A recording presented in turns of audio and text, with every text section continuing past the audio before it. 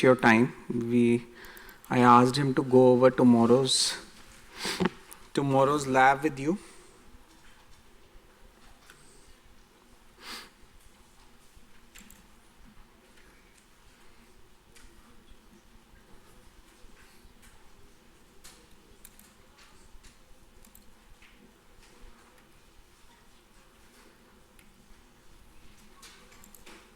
Okay, so what we'll do today is, you guys are following class only, na? With those who have got computers, or you're doing something else?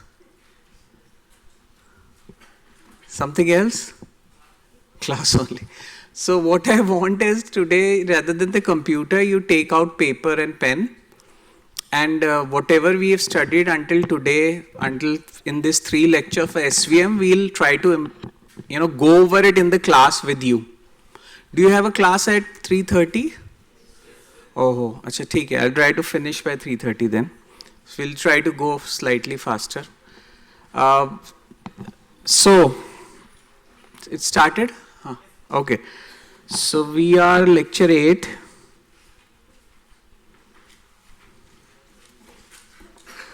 So what did we do in the 3 lectures? I'll just summarize it for you. Then we'll apply all of that here. The very first lecture of SVM, we formulated the problem. To formulate the problem, we said you have to maximize the margin. Margin is given by 2 over norm of W by basic geometry. So it became a problem of minimizing half of W transpose W subject to Yi times W transpose Xi plus B greater than or equal to 1. You have to stay away from the margin. That was the first lecture. The second lecture was, now this is a quadratic problem, constraint problem, how to solve it. We said it is equal to, you have to make cases when the constraints are active, not active, and find a solution. That was the first 2 lectures. Yesterday what we did, I told you that we don't solve this primal problem, minimizing half W transpose W subject to constraint. Rather, we solve its dual. We solve its dual, which is maximizing the Lagrangian subject to certain constraints, because it brings all the feature space in an inner product.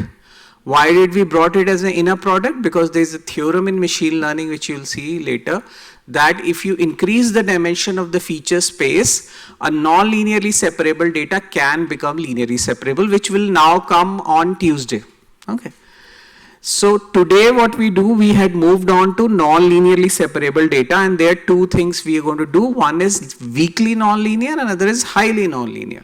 So the very first thing which we are doing is weakly nonlinear. In weakly nonlinear says there is an hyperplane you can find, but there will be some outliers which will not be away from the margins, right? So what we had talked about yesterday was, let's say, I'm doing this on the fly, so I may have to erase it if it doesn't come out very neat. So you can see this probably doesn't look like a nice hyperplane separating the 2, right? I mean, if I try to draw a hyperplane, I may be able to, see something like this. You can see that one point of this guy is going on the other side, or maybe let me first draw the hyperplane. Okay, and then let me draw the margins. Okay, and then you can see that maybe this is not the most ideal one, because there is a point going inside the hyperplane, inside the margin here. There is a point somewhere going here. So this is one way of forming the hyperplane, right? Or for the same problem, what I could do, this is everybody's okay. There are 2 points, one point from this side going in the margin, the other one going from this side. We have still not found the hyperplane at its margin, right?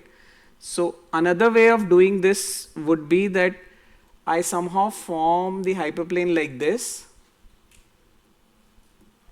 and the margins are going like this, and in this case this point still comes in the margin, but another point comes out of the margin, right? So this scenario is better than the earlier one which I had drawn, because in the earlier one both the sets of points were coming in the margin. So there is a degree of freedom to decide how to draw this hyperplane and margins. Everybody with me? That is where we got the concept of zeta. Everybody was present yesterday, those who are here today, anybody new? Because this I had discussed earlier. So I'll just repeat it. So we'll make the picture a little more bigger.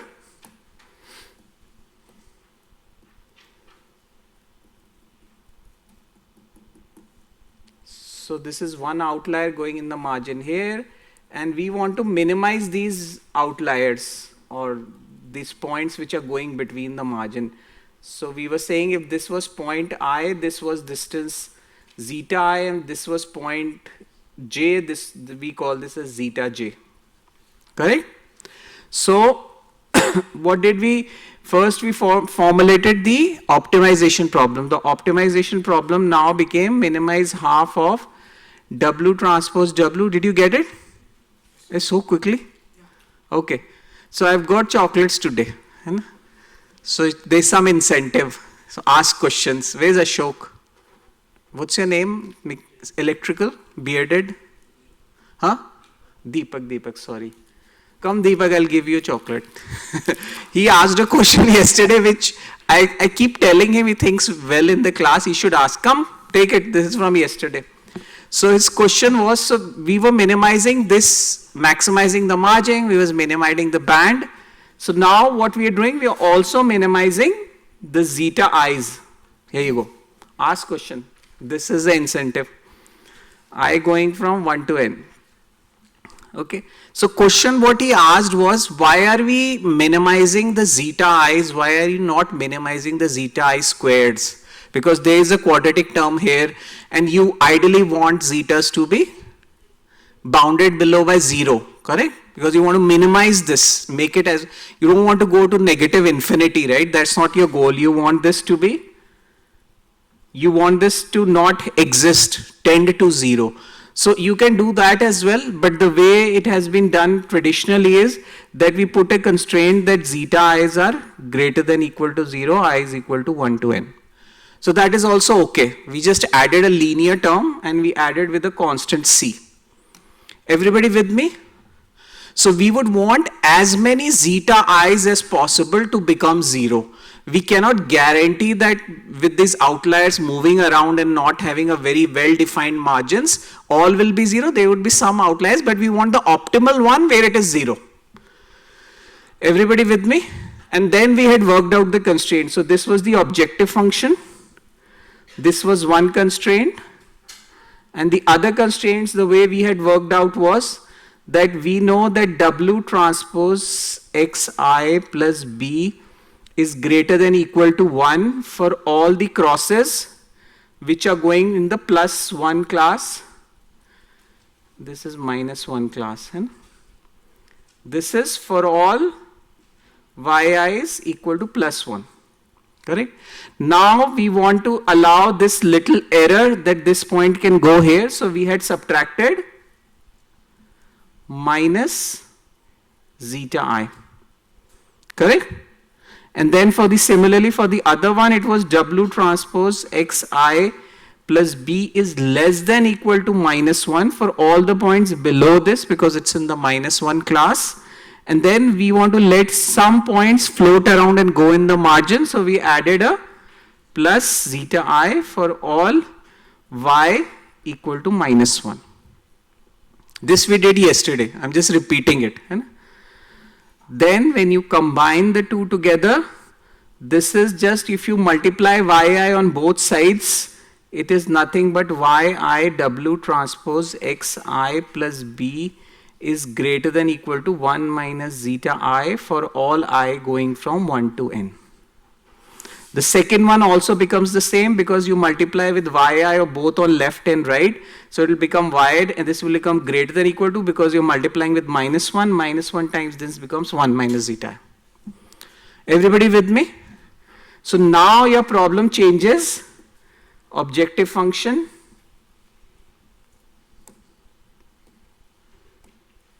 Constraint 1. Constraint 2. Okay. Now I have asked you to take out your pen and paper. What all work which we did yesterday, You can see your notes. I hope you go home and study, but I can open it on the slide also. I want you to write the dual of this. Correct? Which means that to write the dual, so there's chocolates here to show me who does it the quickest. We used to do this when I was preparing for JEEs. Well, they didn't give us chocolates though. They said, Kisne kar liya? Raise your hand. Pass me the copy. So I think it excites you a little more to do it faster than the others. So, so what we'll do, we'll write the dual of this. That is all we're going to do. But I want you, everybody today, whoever is there, 30, 40, 50 people in the class, to be able to write the dual of this. Because now this theory will end, and then tomorrow or Tuesday onwards, we'll start doing lot of problems. But the theory is something which will stay with you in the machine learning class. This is what will differentiate you, that you've taken a computer science machine learning class rather than an applied machine learning, where you just know these 10 tools, how to use it. Or you go to a webinar and learn and become a data scientist. So that's the difference. Hai na? So coming to one thing which somebody emailed me also about the quiz. So is it, there's no class representative, he doesn't show up, no? What was his name? 4th year, is there anybody 4th year CSE? Nobody from 4th year CSE today? Achha, girls are there. Who's your CR? Gaurav, he's not there. So anyways, there are people from all, we want to do the quiz. So is it okay to keep it on Monday? We'll just do it on regression. We'll not do SVM, hai na? SVM. And Monday is a free slot, no? Tuesday, Wednesday, I'm doing a lecture. I'm not taking any extra lecture. So we can do quiz on Monday, if that's okay. Monday is what, 3rd? We can do it on 3rd or we can do it on 10th. I don't want to do it more.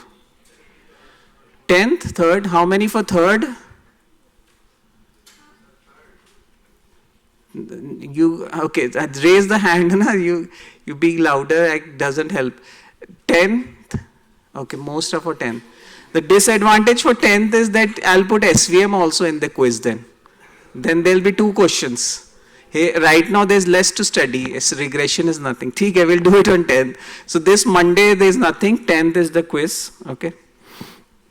Okay, so how did we found the dual problem? What is the first step we did?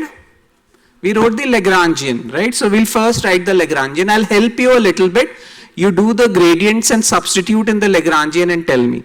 So the very first thing is in the dual problem is you have to write that the maximum of the Lagrangian WB, what else is there? Alpha. In fact, it not be just WB, what else will be there? Zeta, because the zetas you have added, no, zeta i's, because they are n data points. And then there is alpha with respect to the same data point. So this will be half of W transpose W plus C summation zeta I going from 1 to n minus, in fact it will not be just alpha. We'll see what the points come, we'll worry about later. Minus summation of,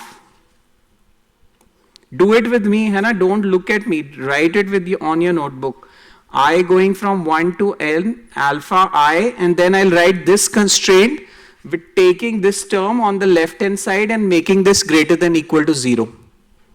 Correct? So this will be alpha I, yi times W transpose xi plus b, close the bracket, minus 1 plus zeta I. What else will come now? Chocolate. Will there be another term?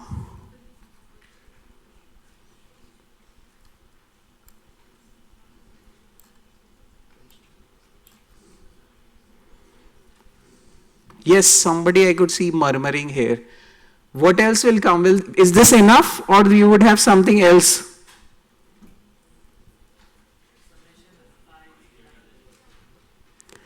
Summation alpha, we'll call it a different Lagrange multiplier.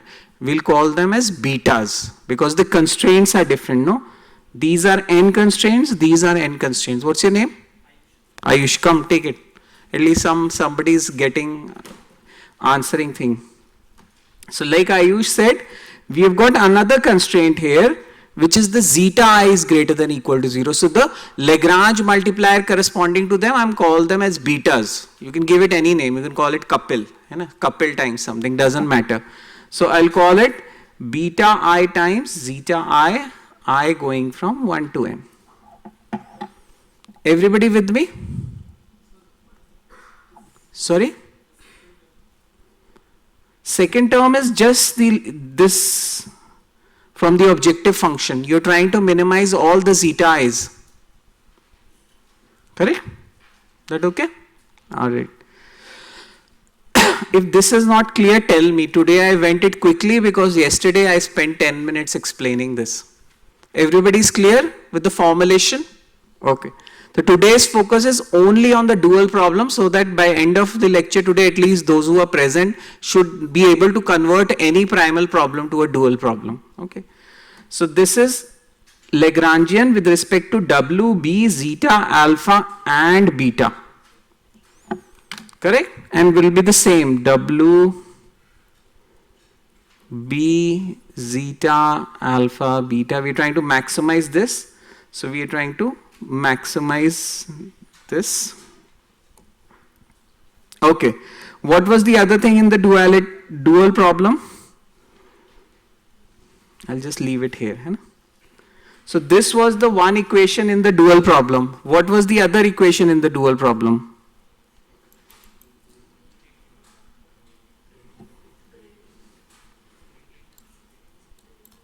Gradient of the Lagrangian with respect to x is equal to 0. What is our x? W, B, zeta. Alpha and beta are the Lagrange multipliers. W, B and zeta are inside the objective function. They are with the problem, the primal problem. Everybody with me?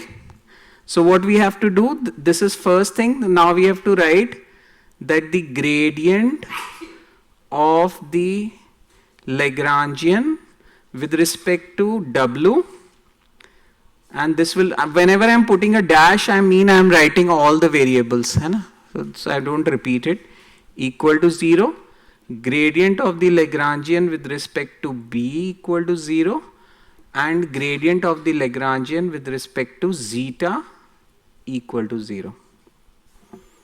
Correct? This is the first equation. What is the another equation from the dual problem?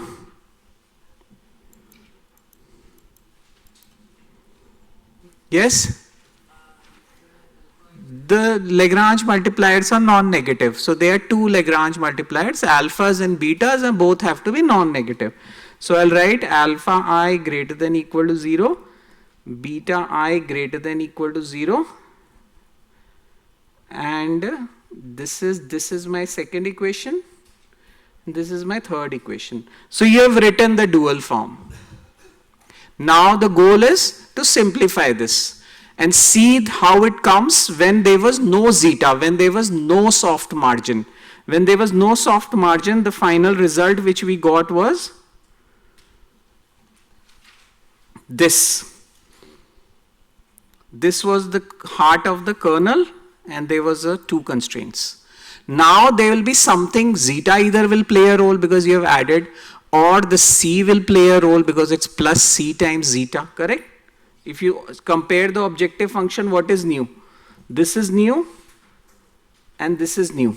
Those are the only two new things. So that will somehow come into your dual problem. Everybody with me? Okay. So now one by one we will going to work it out. So when we do gradient of this with respect to equal to 0, what do we get? Now you differentiate this with respect to W.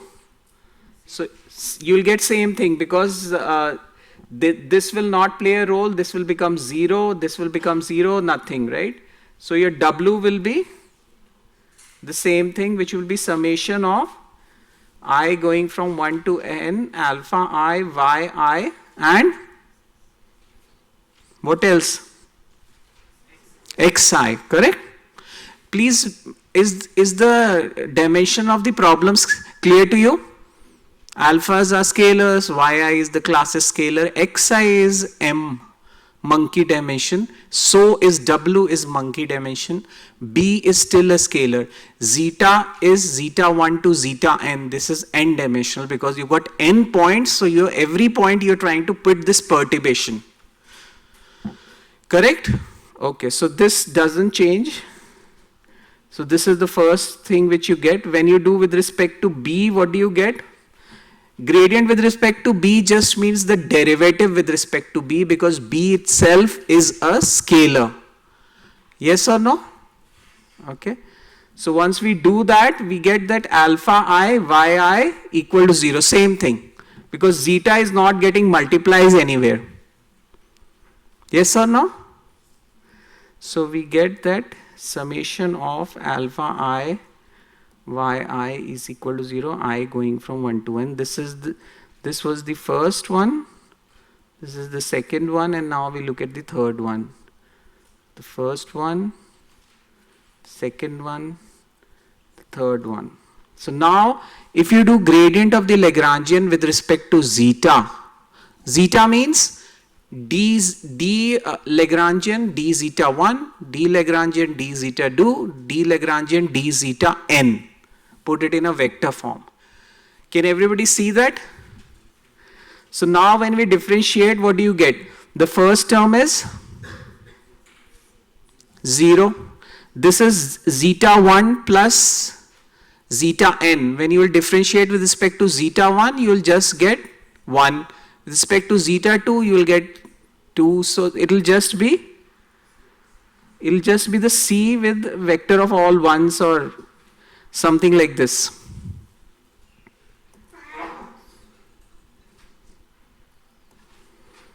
One all the way till 1.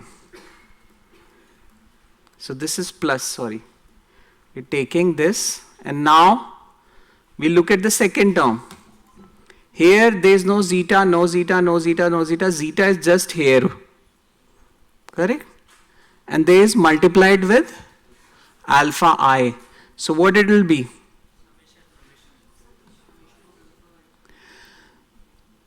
So the term which would, let me just write it the term wise term. So the first term was zeta 1 plus zeta 2 till zeta n. Now when you do gradient of this term, this is C was in front, C is a scalar. Then you just got C and 1 all the way 1. When you take the second term which has a zeta, these terms don't have a zeta, it's alpha I zeta I summation. Hai? So we want to do gradient of, there is a minus summation alpha I zeta I going from 1 to n. So this is gradient of alpha 1 zeta 1 plus alpha 2 zeta 2 all the way till alpha n zeta n. And this is the gradient which we are doing with respect to zeta. So what do we get? Dikh raha hai, it's not too small, no? It's big enough, correct. So what do you get? You differentiate with respect to zeta 1, you will get alpha 1. With respect to zeta 2, you get alpha 2. With respect to zeta n, you get alpha n. This is the second term. What is the third term? Minus summation beta I zeta I. So what do you get?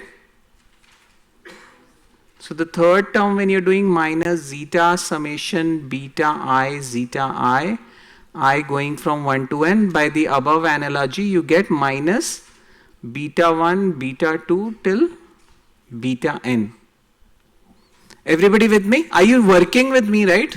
Rather than observing, you're working it out, correct? Okay. So what we'll do, we'll put all the terms together in this one. So this term, and this term, and make it equal to 0, because we have to do this equal to 0. Everybody with me? Okay, let's do it. So we put minus C 1 plus C minus alpha 1 alpha 2 till alpha n minus beta 1 beta 2 till beta n equal to 0, or you get C is equal to alpha I minus beta I for all I going from 1 to n. Sorry, plus. Correct. You're not sleeping. Good. So now what do? We substitute all of this into our final Lagrangian which we are trying to get.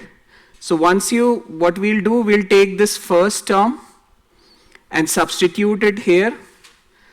Then what we'll do, we'll apply this, and then we also have that C is equal to alpha I plus beta I, and alpha and beta I both are greater than equal to 0. Correct? So your final dual problem will be maximize. What happened when we had taken W, this, and substituted in this? We had gotten, this term and this term only are the same, right? This term and this term are the same. If I substitute W in here and I also put summation alpha I yi is equal to 0, I'll get the same thing which I got before. Should we do it again? Or is it okay? Chalo, there's no hurry. Let's substitute it. So what did we do? So we will just substitute. So this was maximize half of summation alpha I yi xi transpose I going from 1 to n summation alpha j yj xj, and this was j going from 1 to n. Everybody knows why I am using I and j separately? Correct? And then what I'll do, I'll write this term, the one which I've put it in the box. These three terms, this term, this alpha I and this alpha I will cancel out. Why will they cancel out? This term, the non-boxed term, will cancel out.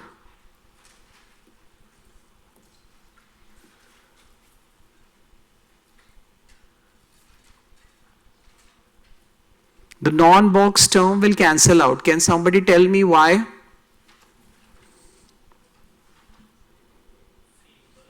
Because C is equal to alpha I plus beta I. Once I substitute this C is equal to alpha I plus beta I, I'll get summation alpha I zeta I. I've got minus summation alpha I zeta I. I'll get plus beta I zeta I minus beta I zeta I. So these terms will cancel out. Can everybody see it? Who answered that? Come. I have to finish this. Na? Take a chocolate.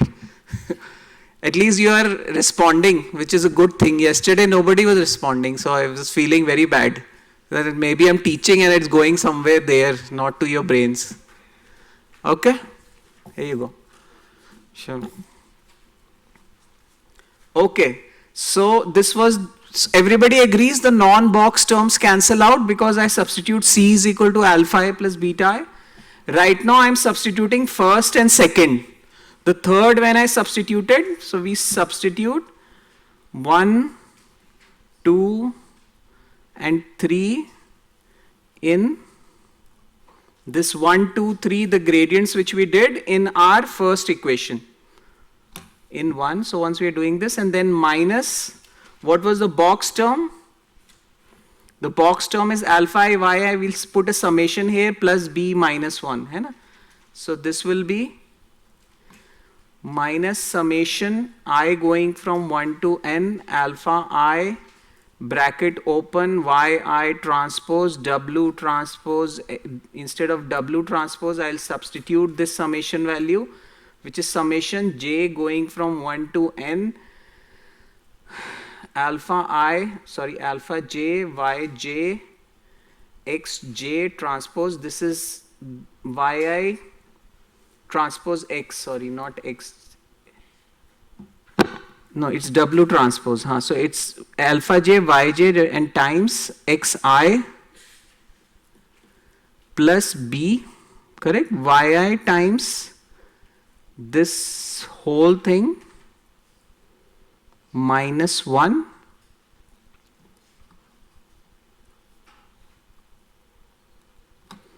yi, I substitute this plus b minus 1, and then we close the whole thing.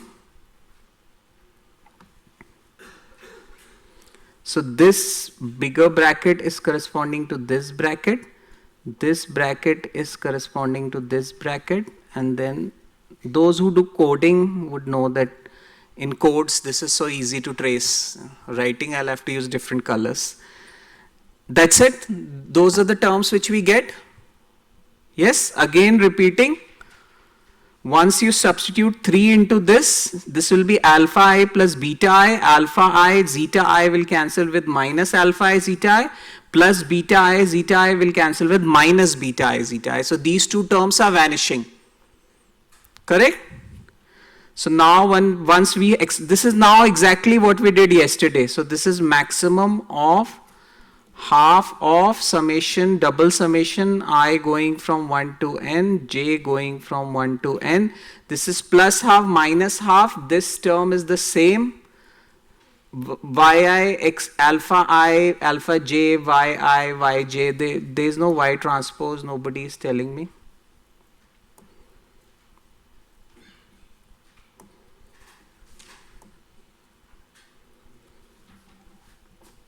ठीक है? So it is nothing alpha I, alpha j, yi, yj, xi transpose xj. Xi transpose xj, xj transpose xi is the same thing. Correct? And then you've got plus alpha I, beta I times b. Now once you substitute alpha I plus beta I, which is equal to 0. So the b term will vanish. This with this will vanish, and then you're left up with minus or plus summation alpha I going from 1 to n.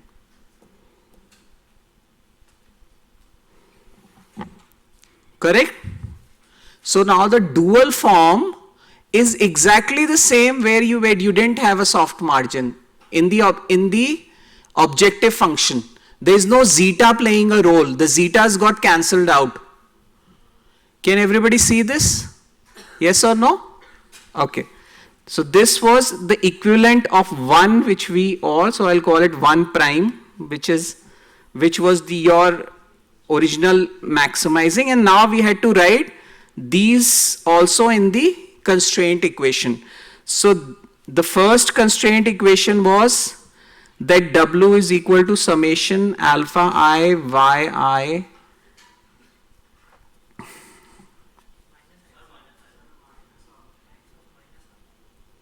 Sorry, हाँ. नहीं minus कैसे हो गया? यहाँ तो -1 आ रहा है, minus plus नहीं हो जाएगा. This will be minus half. Because this was plus half and a -1, it had become minus half. So it's the same. What you have seen without the soft margin. There is no zeta playing a role. That is what I am trying to emphasize. Correct? Now we had to write the constraints. So the first constraint was alpha I, yi, xi. This was coming from the 1 constraint, which will cross it out because we have already substituted this in the Lagrangian. The second constraint was coming as alpha I, yi equal to 0. I going from 1 to n, and the third constraint was louder. C is equal to alpha I plus beta I going from 1 to n. Correct? And so this is our constraint which we wrote here. This second constraint. Correct? But there is another constraint that alpha and beta both should be greater than equal to 0. So we'll write that down as well. So we wrote this, which is a second equation, 1 constraint, and then there's another constraint which says that alpha I is greater than equal to 0, beta I is greater than equal to 0. This is the third one. Okay? Now given this and this, I want you to eliminate one thing, one variable. Can you eliminate something?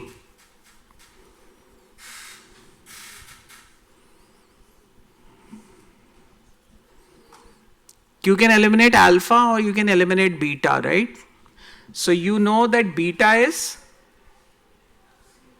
C minus alpha I is greater than equal to 0. This will imply that alpha I is less than equal to C, which implies that 0 is less than equal to alpha I is less than equal to C. Now compare this with the original. This is your first maximizing of the Lagrangian remains the same. The condition this remains the same, correct? And instead of alpha I greater than 0, you get alpha is greater than equal to 0 but also bounded by C. C was what? It was the constant which I had added in front of all the zeta i's in my objective function.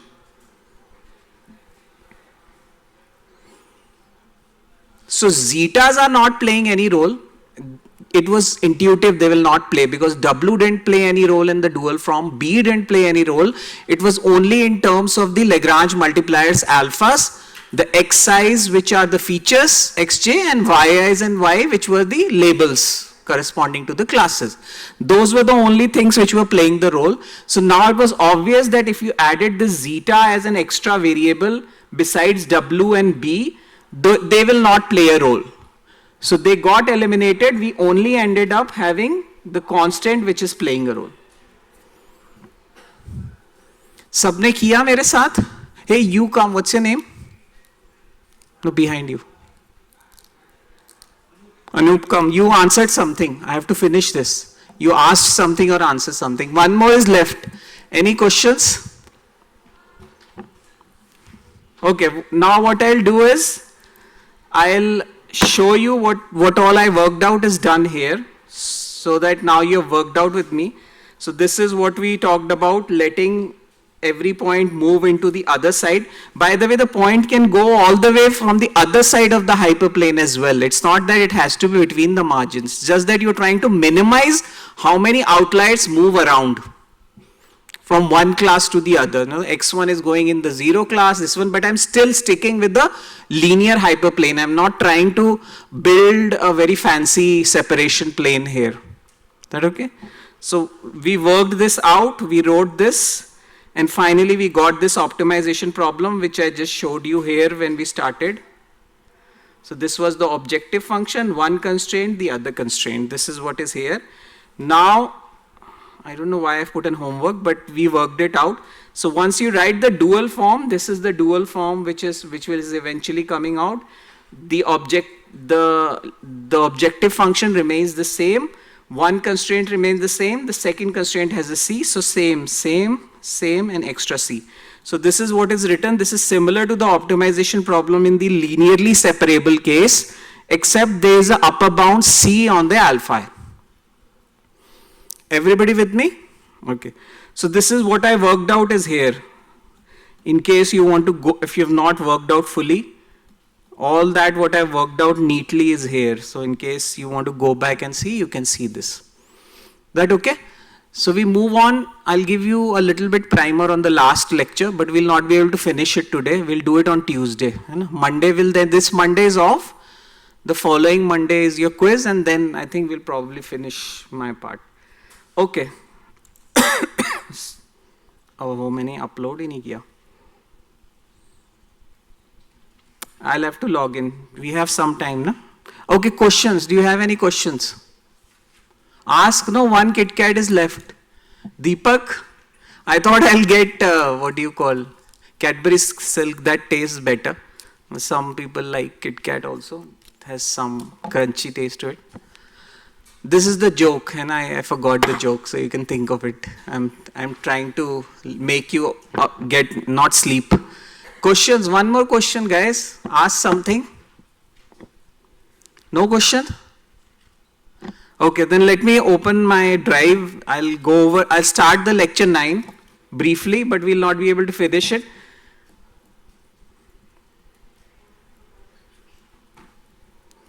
So lecture 9 will be, half of it would be a little bit theory. Why half of it would be theory? Because I have to tell you What is a kernel trick? All this story, 2 lectures have just gone in writing a dual problem for the standard primal problem or writing the dual problem for one with a soft margin, the non-linearly separable. Why is the dual problem so important? Because there is something called as a kernel trick. This I want to highlight. So I'll open my drive, which has my last year's note, and then I'll show you.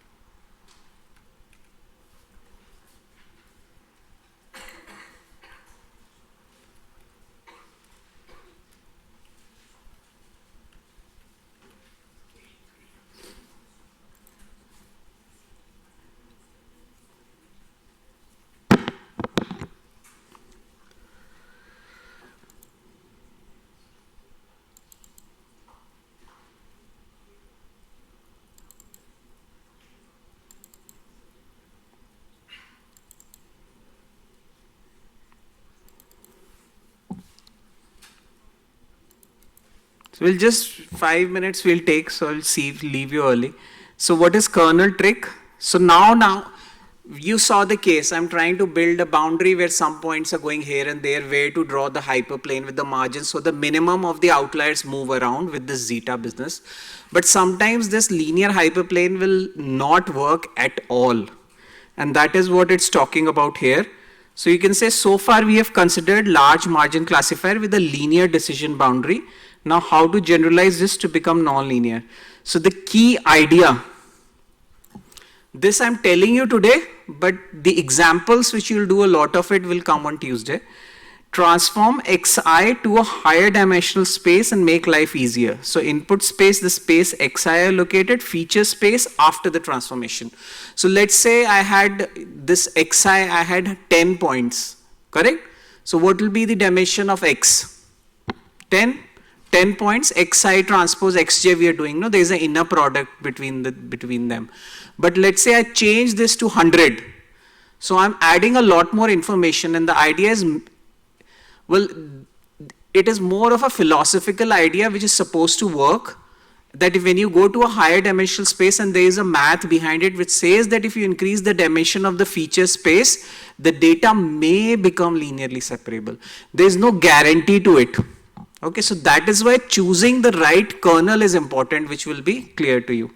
So why transform, linear transformation, classification, XOR problem, blah, blah, blah. Anyways, so look at this. This I wanted to show you so that you appreciate the dual problem.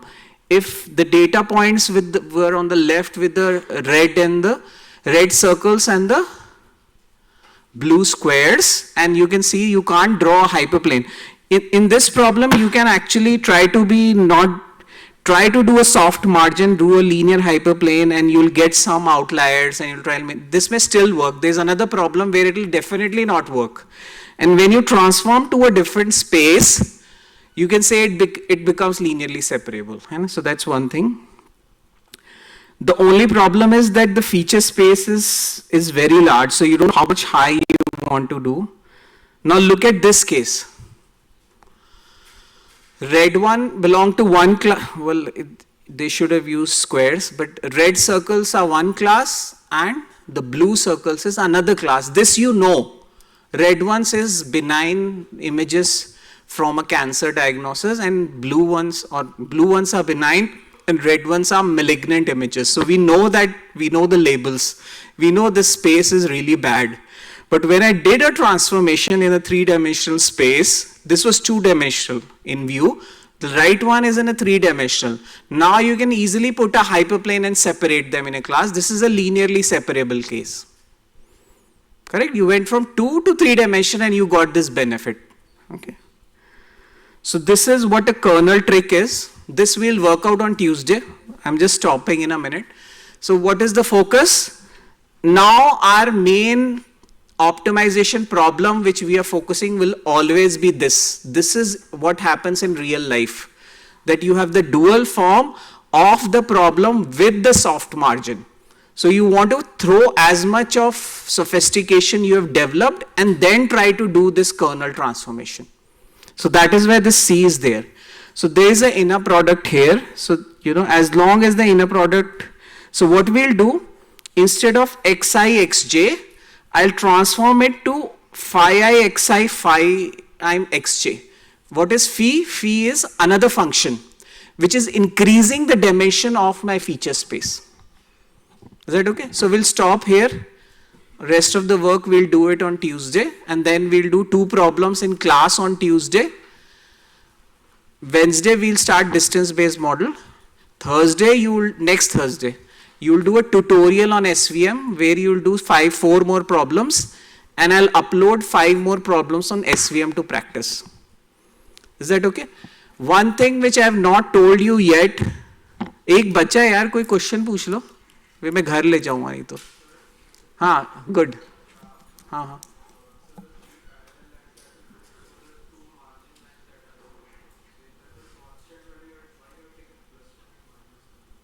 अच्छा, good. You're asking too late. This was, did you attend all the lectures of SVM? No, okay. So then I answered this thing earlier.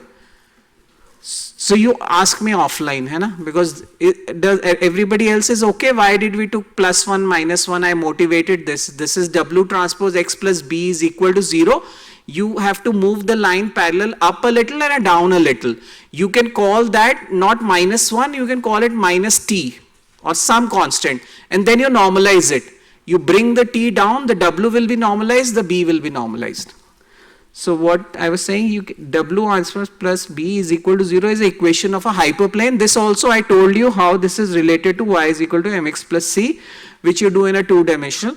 What he is asking, when you go to the margins and you do W transpose X plus B is equal to -1.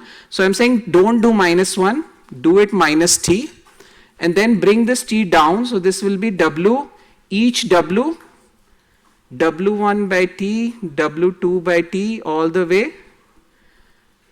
x1, x2, all the way till xm, plus b by t is equal to -1. Is that okay? Now you call the new W as W tilde and B as B tilde.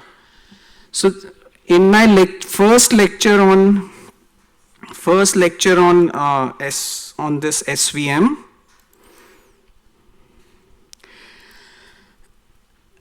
sorry, I want to go to this term's notes because there it is more explicit.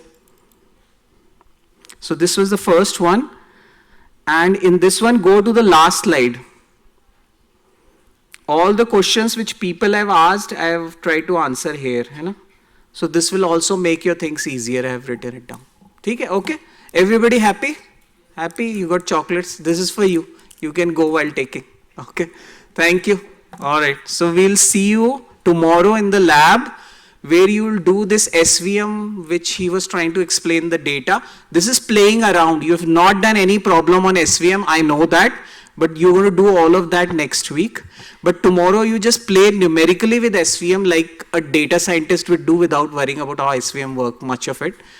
And then I'll also come along and show me which papers you have shortlisted for your survey. And those who want to come, like I said, in the labs attendance, I want to take more note and use that to curve. So if you want to show sincerity, come to the lab. Okay, thank you.